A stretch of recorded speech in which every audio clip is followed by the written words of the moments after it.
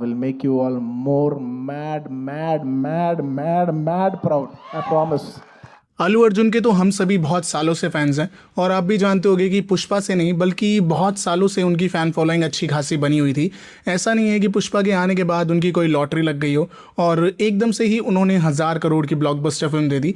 ऐसा कुछ भी नहीं था, बल्कि मेरे हिसाब से मैं तो आर्या 2 के टाइम से उनको जानता हूँ और उसके बाद से उनकी जितनी भी फिल्में आई, सन ऑफ सत्यमूर्ति हो, सराय नोडू हो, डीजे हो या फिर लक्की द रेसर, वो सारी की सारी फिल्में ऐसी थी कि जिनकी रिपीट वैल्यू बहुत ही बढ़िया थी। उनको हम लोग कभी भी देख सकते हैं, कितनी बार भी देख सकते हैं। पुष्पा को साइड कर दो, देखो मैं पुष्पा का फेवर नहीं लूँगा। पुष्पा पार्ट 1 अच्छा था, लेकिन जो पार्ट 2 है वो उसको हम बार बार तो नहीं देख सकते। वो भी अच्छी फिल्म थी एंटरटेनमेंट के लिए, लेकिन जो रिपीट वैल्यू वो कहीं ना कहीं उसमें से मिसिंग थी। तो अब इनकी जो लेटेस्ट फिल्म है जिसका नाम है राका, मैं भी यही सोच रहा था कि भाई राका, कोई और नाम नहीं मिला, मतलब राका ही क्यों, कुछ और भी रख सकते थे। राका सुनने में ही ऐसा लग रहा है कि पुरानी फिल्मों का कोई विलन है।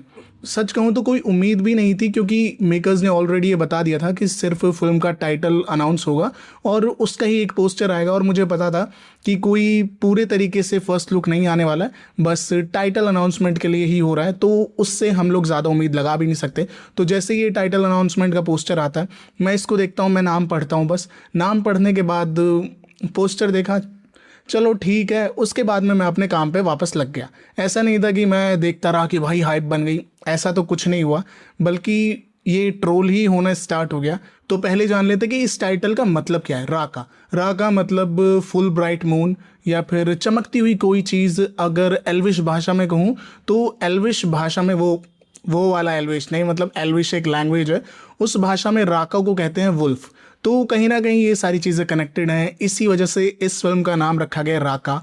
तो क्या अल्लू अर्जुन इस फिल्म में हमें वियर वुल्फ के रोल में देखने के लिए मिलेंगे? तो देखो, जब ये फिल्म स्टार्ट हुई थी तभी से थोड़े थोड़े हिंट्स हम सभी को मिल रहे थे कि इस फिल्म में कोई ना कोई क्रीचर हम सभी को देखने के लिए मिलेगा। आप लोगों ने ग्लिम्स वो देखी होगी।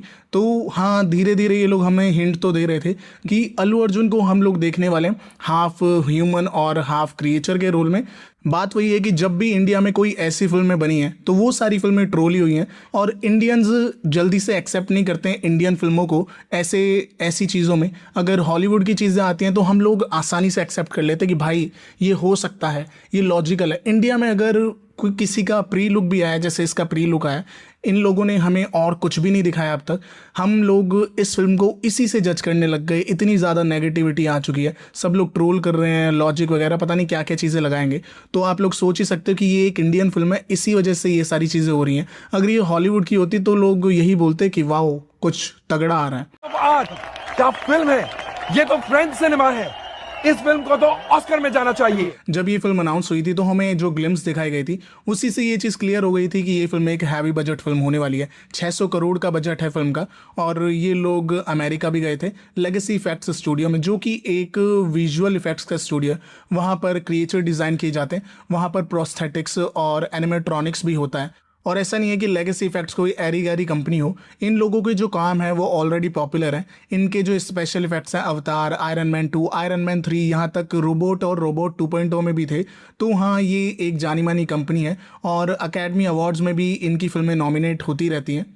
अब इस कंपनी को लेकर ज़्यादा डीप बात तो देखो मैं करने नहीं वाला हूँ, वरना आप लोग मुझे ज़्यादा इंटेलेक्चुअल समझने लग जाओगे और ज्ञानडू बोलने लग जाओगे, जो कि मैं बिल्कुल भी नहीं हूँ। मैं भी आप लोगों की तरह ही हूँ, मैंने भी गूगल से रिसर्च किया है, तभी मेरे को ये सारी चीज़ें पता चली हैं।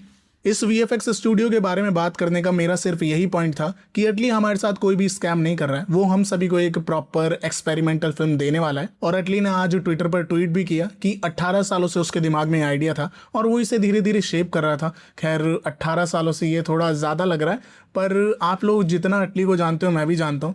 कहीं अटली 15 मूवीज़ में से अपनी फिल्म को बनाने के लिए हर फिल्म से एक एक सीन काट के ना डाल दे। अच्छा। पर वही है कि ऑडियंस से डाउट कहाँ पे कर रही है कि अटली ये काम कर पाएगा या नहीं। तो वो ये है कि अटली ने अब तक जितनी भी फिल्में बनाई, पांचों की पांचों, वो सारी की सारी कमर्शियल मास मसाला फिल्में थी, इमोशनल फिल्में थी, फैमिली वाली फिल्में थी। तो हम लोगों के दिमाग में यही आता है कि यार अटली ऐसा प्रोजेक्ट संभाल भी लेगा। तो देखो, वो शंकर का भी असिस्टेंट रहा है, शंकर के साथ उसने रोबोट में काम किया है, तो वीएफएक्स की नॉलेज उसको ऑलरेडी होगी। तो हम लोगों को देखो एक मौका तो उसे देना चाहिए। एक प्री लुक पर हम लोग जज नहीं कर सकते कि वो क्या बना रहा है, क्योंकि अभी तक उसने सच में हमें कुछ भी नहीं दिखाया है कि फिल्म में क्या होने वाला है। और सबसे ज़्यादा अच्छी बात तो मुझे ये लगी कि अटली ने ज़्यादा इंटरव्यूज़ नहीं दिए। अटली ने अपनी फिल्म के बारे में ज़्यादा ये नहीं कहा कि मैं कुछ ऐसा बना दूंगा वैसा बना दूंगा। मैं यहाँ पर रामायण के जो प्रोड्यूसर हैं अमित मल्होत्रा, उनको टारगेट नहीं कर रहा हूँ, मैं टारगेट कर रहा हूँ आदि पुरुष को। All excited, fingers crossed. Let's do it. मतलब जो आदि पुरुष में ओम राउत थे वो बहुत लंबी लंबी फेंकते थे, और हम सभी जानते हैं कि उन्होंने हमें क्या आउटपुट दिया था। तो वैसी चीज़ें ना हो, इससे अच्छा है कि इंटरव्यूज़ वगैरह कम ही दिए जाएं और प्रोजेक्ट पर ही ध्यान दिया जाए। अटली का तो नहीं पता, लेकिन साई अभ्यंकर ने एक बैंगर ड्रॉप कर दिया है। तो देखो ये हम सभी को ग्लिम्स में सुनने के लिए मिल गया था, लेकिन इसे अब ऑफिशियली रिलीज़ करवा दिया है। पर ये डिफरेंट है। ये जो टीज़र में मतलब वो जो ग्लिम्स थी उसमें जो बैकग्राउंड म्यूज़िक था ये वो वाला नहीं है, बल्कि ये डिफरेंट साउंड करता है। और सही में मैंने इसको 5-6 बार सुना, मुझे बहुत मज़ा आया।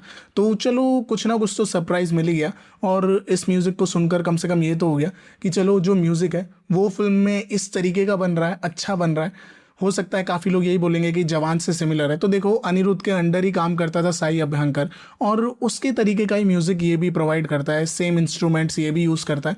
तो आप लोग कह सकते हो कि हाँ मैचिंग तो है, पर जैसा भी है भाई बढ़िया है। आपको पता ही होगा कि अननेसेसरी हेट बहुत ज़्यादा चल रही है। बीच में टॉक्सिक धुरंधर, टॉक्सिक के ऊपर हेट थी, उसके बाद धुरंधर पे हेट थी, फिर रामायण पे हेट आने लग गई वीएफएक्स वगैरह को लेकर। तो वाराणसी को भी इन लोगों ने बीच में खींच लिया राजमौली के वीएफएक्स को लेकर। तो सबकी टांग खींची जा रही है, ऐसा नहीं है मतलब कोई अच्छा काम भी कर रहा है ना भाई, उसकी भी टांग खींची जाएगी। तो चलो चलते हैं ट्विटर की तरफ, क्योंकि वहाँ पर बहुत ज़्यादा नेगेटिविटी चल रही है। तो मैं कुछ पोस्ट आप लोगों को दिखाता हूँ, उससे आप लोगों को पता चल जाएगा कि फिल्म अभी तक आई नहीं है, लेकिन फिल्म के बारे में कितनी चीज़ें लोगों ने सोच ली हैं। अब ये है बॉलीवुड की पीआर करने वाला बंदा। अब जितनी भी साउथ की फिल्में होती हैं उन सभी को नीचे गिराने का काम इस बंदे ने ले रखा है, और यहाँ पर भी ये वाराणसी और राका को नीचे गिरा रहा है, वो भी उनके फर्स्ट लुक से, जबकि कोई एक्चुअल फुटेज अभी तक आई भी नहीं है उसके बेस पर। तो आप लोग समझ ही गए होंगे कि ट्विटर पर कितनी ज़्यादा नेगेटिविटी ऑलरेडी स्टार्ट हो चुकी है। अल्लू अर्जुन को कितना ज़्यादा ट्रोल करना स्टार्ट हो चुका है, जो कि मुझे पता था कि जैसे ही इस फिल्म का फर्स्ट लुक आए, चाहे वो अच्छा हो चाहे वो बेकार हो, कोई फ़र्क नहीं पड़ता, सब लोग इसे ट्रोल करना स्टार्ट करेंगे।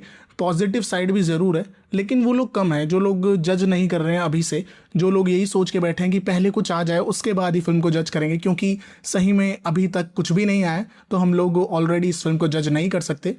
उम्मीद करता हूं कि आप लोगों को मेरे आज का वीडियो पसंद आया होगा। अगर वीडियो पसंद आया तो वीडियो को लाइक कीजिए, शेयर कीजिए, और कमेंट सेक्शन में मुझे भी अपने ओपिनियन ज़रूर बताना। तो मिलते हैं हमारे अगले वीडियो में, तब तक के लिए bye bye and take care.